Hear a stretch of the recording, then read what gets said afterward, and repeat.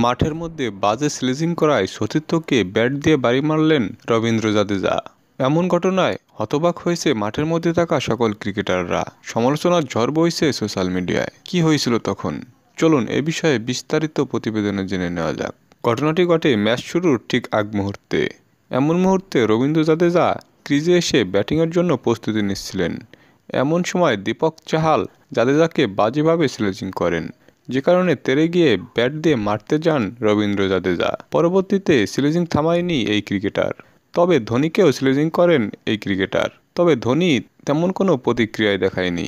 তাই তো রবীন্দ্র জাদেজার এমন কাণ্ড দেখে সমালোচনার ঝড় বইছে সোশ্যাল মিডিয়ায়। সতীর্থ ক্রিকেটার হলেও এমন মুহূর্তে রবীন্দ্র জাদেজার প্রতিপক্ষ দলেই ছিলেন দীপক চাহাল। তাই তো সমালোচনা আরও বেড়ে যায়। দর্শক, রবীন্দ্র জাদেজার এমন ঘটনাকে আপনারা কীভাবে দেখছেন?